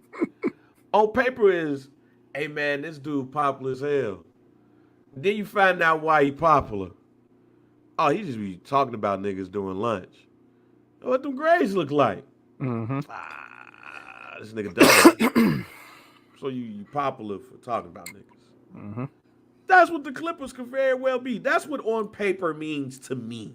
Okay. On paper, John is popular and could be prom king, but then gets disqualified because your school don't want no dumb niggas as your prom king. That's what on paper means to me. You look at the paper like, oh shit, these niggas was popping in 2012, but it's 2023 now. The Clippers are living off everything that you don't want to, but you got to hold on to it when your life is whack. Mm-hmm. They're living off. Kawhi's living off LeBron James only scoring like 26 a game in the finals and the Toronto joint. Paul George is living off his amazing career in Indiana. Mm-hmm. Russell Westbrook is living off triple-double life. And James Harden is living off strip club life in Houston. That's what they living off of, Mike. Mm-hmm. Let's be real. All of them are living off stuff that happened in the past. I said on this show, and I think I was the first person that questioned Kawhi Leonard superstar. Mm-hmm. Was the first person that questioned it. Mm-hmm. Like, y'all sure? Because since that Toronto series, Kawhi been funny in the light. Mm-hmm. Is he a very good player? Yeah, but superstar? Y'all niggas ain't buying New Balances to hoop. I was the first person that questioned that. And all of y'all, it was like, oh, y'all, you tripping, bang. You tripping, bang. Y'all tell me when the last time Kawhi Leonard was relevant. Oh, man. Tell me. Was the last year he was relevant? Was the year he won the championship in Toronto? Yep. I agree with that. What year was that, Mike? 19? 2019? I believe so. Last time this man was relevant was 2019. Oh, let's go to Paul George. Last time Paul George was relevant is when he got the 3 shot over him by Damian Lillard. Damn. That was in OKC.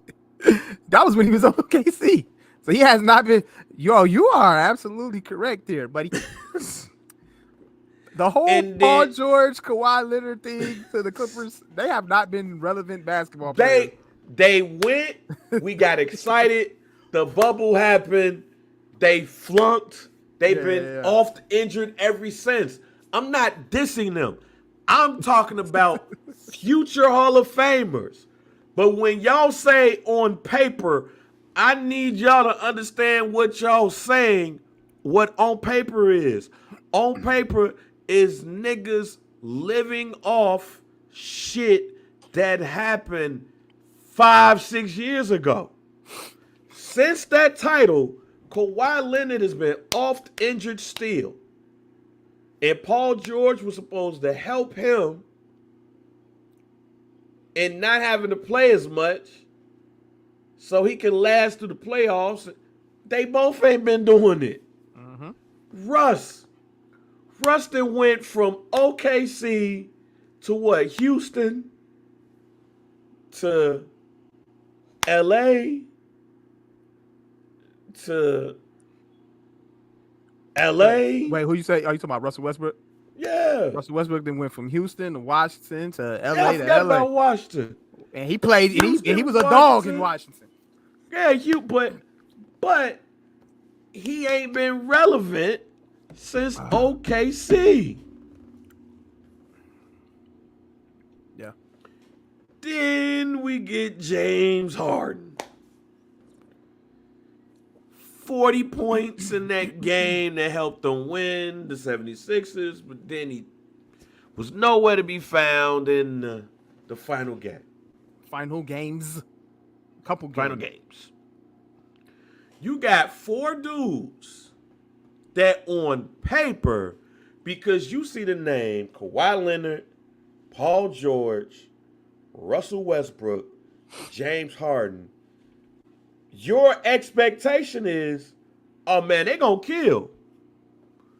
Then you start looking at the last couple of years of those 4 players, and you go, man, on paper they should.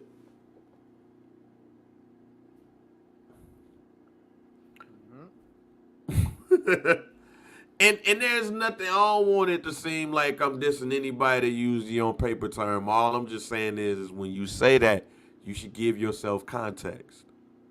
Because on paper, Zion Williamson should have been in the MVP already.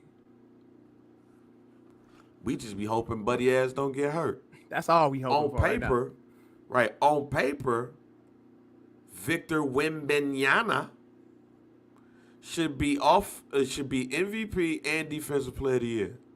He still play for the Spurs. On paper, you would think Victor Wembanyama and Greg Popovich. I'm probably butchering this nigga last name. Victor Wembanyama. Yeah, it's Yama. Wembanyama. Yama. I thought it was an N and not an M. Wembanyama. Oh, Yana. No, it's Victor Wembanyama. Yama with a M. Okay, Yama. Echo DG with the fucking. It's YAM. His last name ends with YAMA. Victor. I thought it was an N. My bad. Wembanyama. Victor Wembanyama. Mm-hmm. Yama. Yama. Make sure I say that right. On paper, you think him getting with Greg Popovich is like, oh man, Spurs about to win 5 out of the next 10 championships because he had David Robinson and Tim Duncan. You already know, they're gonna find some dudes from Argentina and France and find some former game bangers turned NBA stars and just get a ragtag team and beat, the next LeBron. Mm-hmm. On paper, that happened years ago. That don't mean it's going to happen now. So when I look at the Clippers, I look at players who really living off shit that happened 4 or 5 years ago. Mm-hmm. Now y'all all together. Are y'all going to pull it together or y'all going to blame Zubac because y'all didn't win the division? So we waiting to see if 4 non-irrelevant players can come together and be relevant. This might be the most relevant they've been. This right here, them being traded, this team being put together now makes them more relevant than they've been the past 4 seasons. If you want to say Mike, that. Let me ask you this question. Does James Harden going to the Clippers make them better than the Denver Nuggets? No. Does it make them better than the Milwaukee Bucks? Nope. Does it make them better than the Boston Celtics? Nah. Does it make them better than the Los Angeles Lakers? Possibly. I don't think the Lakers team is that good. If we being honest, this could possibly make. And you said, possibly. It's possible. Then. But yeah, the team that you don't think is good as advertised is. That's possible. Then. I agree, GG. The Clippers were a better basketball team now before the trade, G. If James Harden went to the Lakers, there we talking. Now we talking. Because LeBron James gonna look at dude and be like, hey, not over here, fam. Yeah. You want a ring? Let's go get it. We ain't bullshitting over here. I'm tired. I'm old. Need some help. Yeah. AD fell. He out. What he out for? He fell. He failed. You know how long He that's fell. gonna be. That's it. 2 to 3 weeks And minimum. I think that the Lakers should have made the call and said we'll figure it out. But I think DG is right. When Perk said, "Hey man, the Lakers is a great team for James Harden," the nigga Lawrence Frank was like, "Oh shit." Where my phone at? Hey. Hey. That's going to have to. Daryl, hold on. Don't pick up that nigga phone call. The nigga from the Lakers. Don't pick him up. Don't pick it up. We ain't give you Terrence Mann.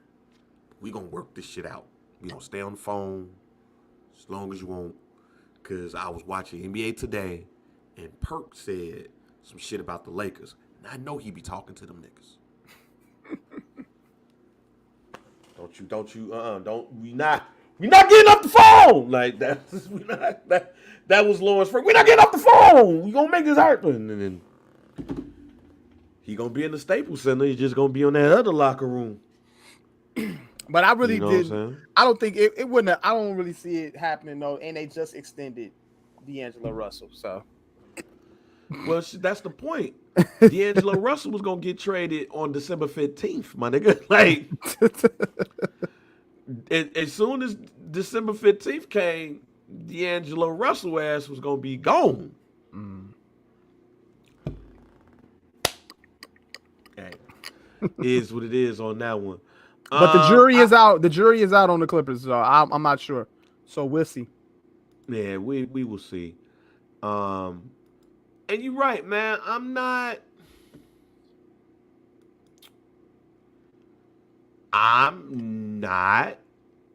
You know, I'm not sure about that team. Yeah. I'm not sure about that team, but we'll see. To be To be determined. All right, man. Before we get out of here, man, I've already thrown out a couple of hot takes. You got any? I feel like I said one throughout the show. Nah, I'm good. We straight. No hot takes. Nah, whatever no it is hot I takes. said, whatever I said throughout this show, that's the take. There you go, man. What you doing for Halloween? You about to go like Halloween bowling? Halloween? No, I'm not doing anything. Normally I would be picking my daughter up from dance class, but they don't have dance today, so she's chilling. Nah, She didn't, and she hasn't really engaged in Halloween the past couple years. I think she's. So you're not like going to like wear mask and bowl? Nah, he ain't Like, doing nothing. Nah, I'm a lion. Nah. Strike. Nah, we chilling, fam. We chilling on Halloween this year, man. Y'all Y'all, watch some scary movies, fam?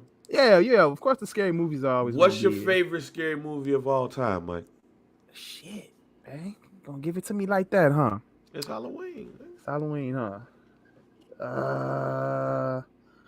I mean, always Halloween one is a good one.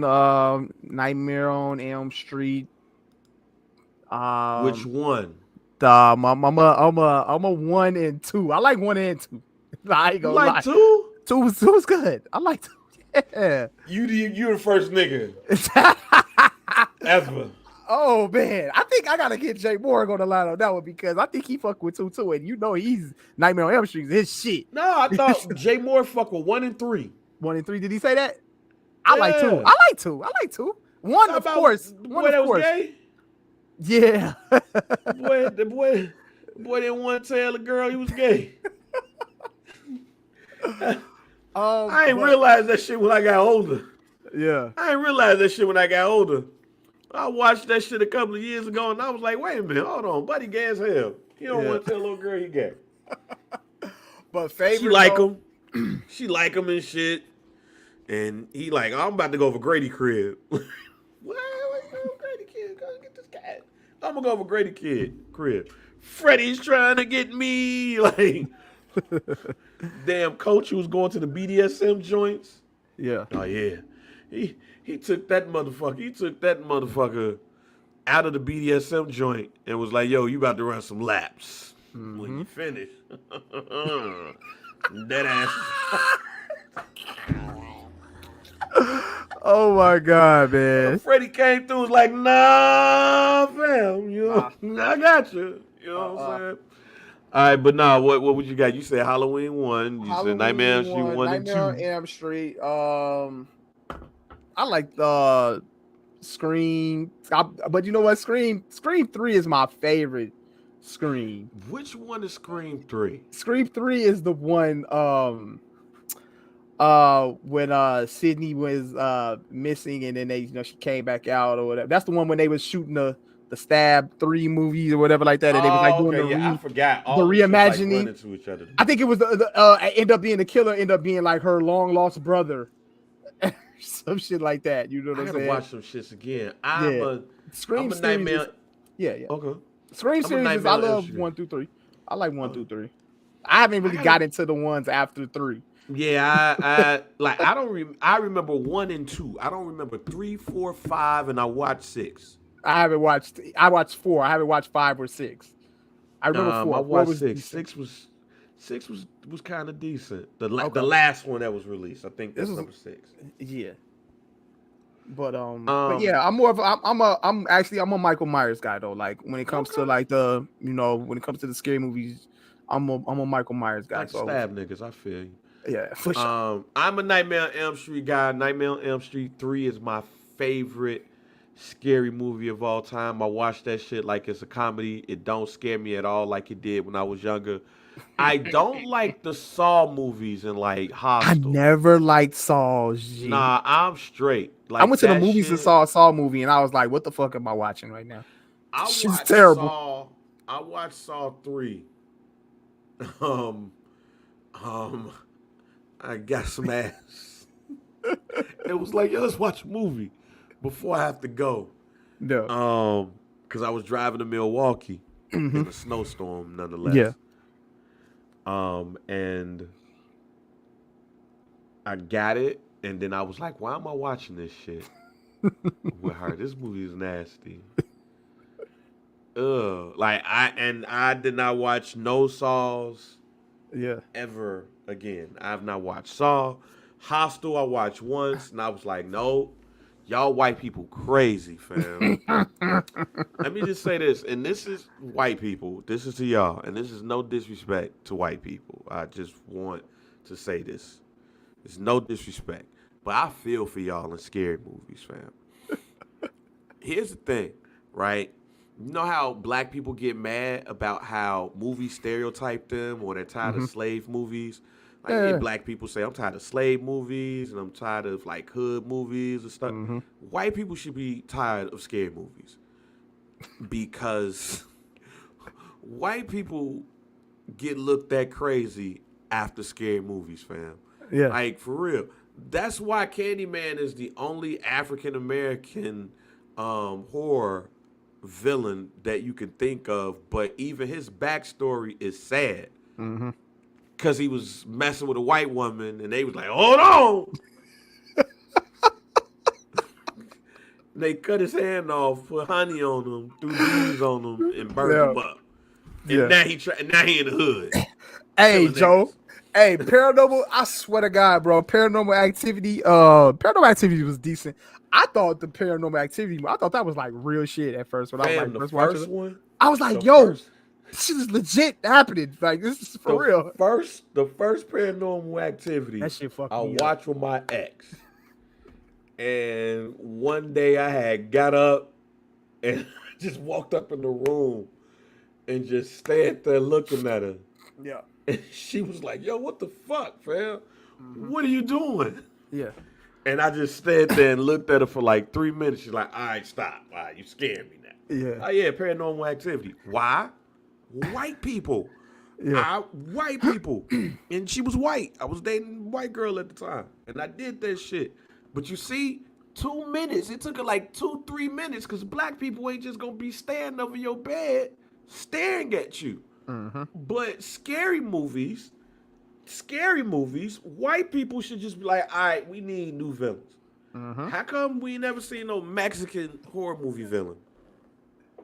Like, who's the Mexican Freddy Krueger? I feel like we talked about this. Did we talk about this? I know, we did. I want to bring this back up for Halloween. Yeah. Like, white people should really be like, all right, I'm tired of this scary movie shit. All of us ain't crazy and deranged. That's not all of us. Like, again, let me say this one more time. See a white kid on a picnic table by himself, and you walking with your lady, and he just do this, and he look at you. You scared? You marked? Oh Yeah. shit, baby, we about to die. Let's go to church. A black kid do that. I ain't got no change on me, fam. Like, Stupid. Lil Mike about to ask me for, I'm shocked he ain't drumming. Like, that's the thought process you had because of scary movies. Yeah. So, white people, black folks are tired of slave movies, and you should be tired of scary movies because scary movies have you out here looking crazy. Yeah. Crazy. Yep. But yet, you don't see no Hispanics. That's horror villains. Yeah. If so, I missed it. Yeah, we didn't get that one. It's just in Mexico, and we ain't seen the movie. Asians, The Ring, it was scary, but I ain't scared of y'all. Yeah. But look what Freddy did before he became like in the dreams. There ain't no black Freddy. Like, you don't go to sleep and then it's a black dude that's sitting there with 4 knives on his head. Talking about some, what up, fam? About to fuck you up, but watch this first. Like, you laugh like, Yeah. buddy, wow, see Freddy footworking and shit. That's why we got the footworking Jason. Mm-hmm. We don't take none of them scary movie niggas seriously because we out here footworking. These niggas, we up here, pow, pow, pow, pow. Nah, man, white people boycott scary movies. Crazy. We gonna boycott slave movies.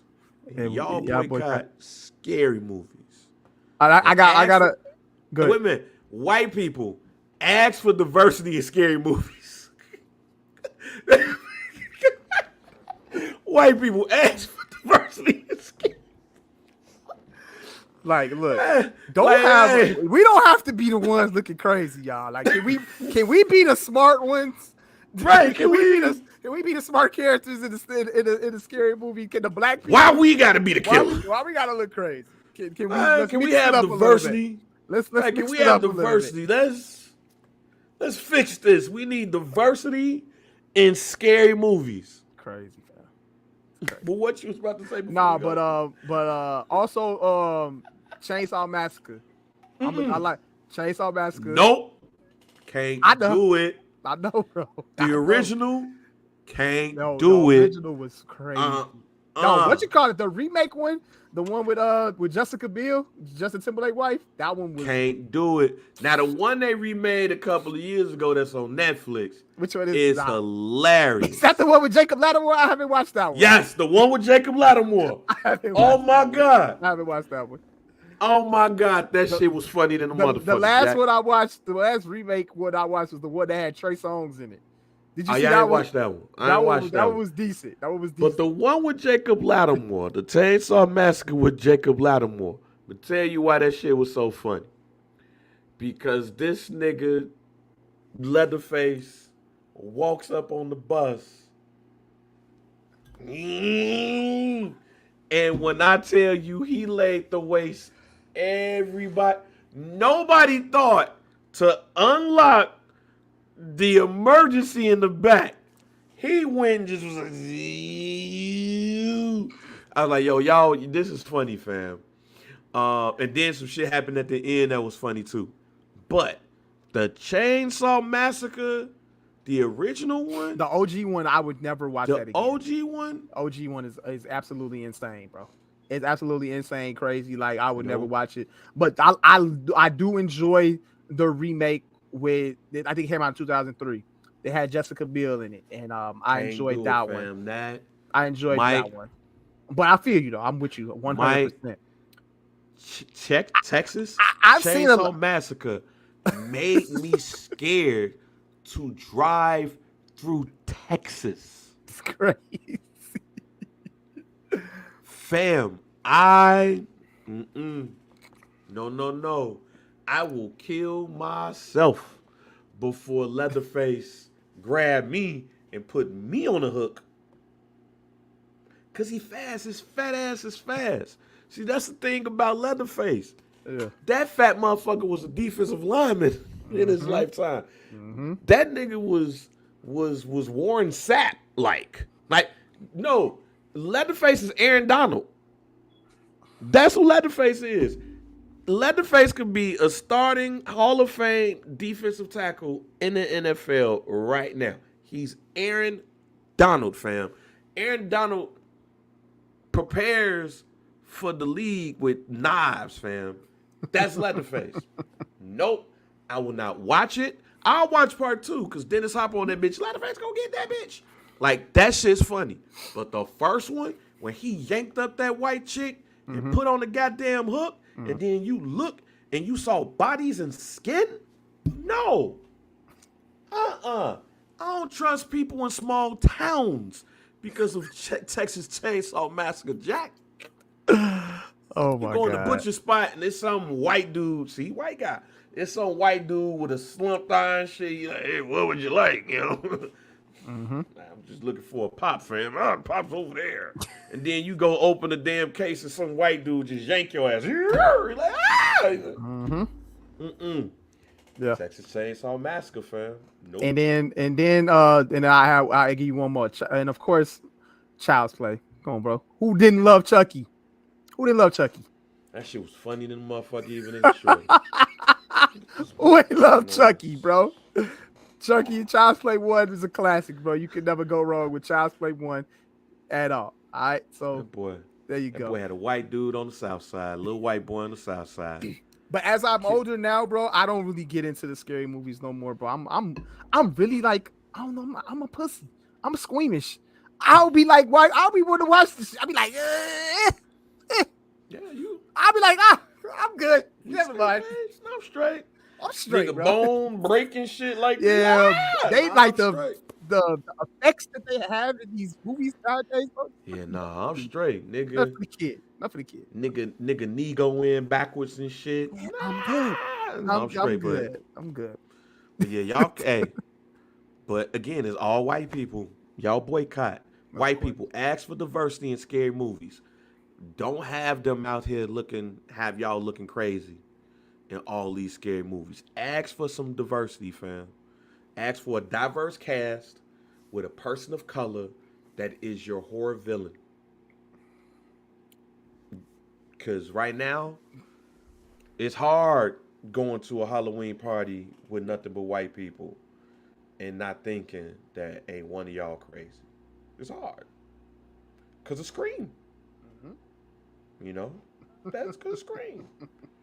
You go to a party, you see a motherfucker with ghost face, and you think you getting it, then next thing you know, you got a knife in your back. You know, our horror movies, Yeah. somebody help me with a Mariana. Marcus. Oh my god, man. The blackening, you know. The blackening. It's funny, you know. I gotta check. I haven't watched that one yet. I gotta check it out. The blackening, I love the blackening. The shit is funny as hell. The shit's Alright, funny cool. as hell.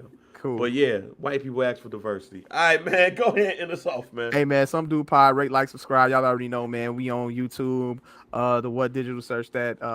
We on IG at some dude pod, Twitter some dude pod, at JR Bang, at Mike B_CHR, Facebook group. We wanna hey, look, we sorry. The spam in the Facebook group is going crazy right now. Yeah, we are doing our best job at trying to monitor that.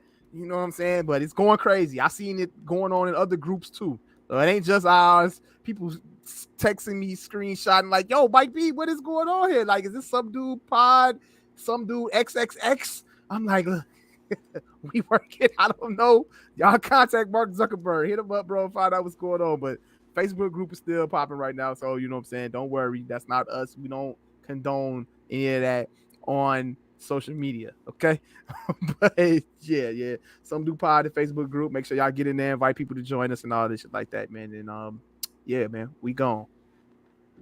Hey, and remember, subscribe to Barber's Chair Network. Yeah. Because in December, They all getting uploaded there. We'll make sure we get that information out to everybody. No worries, no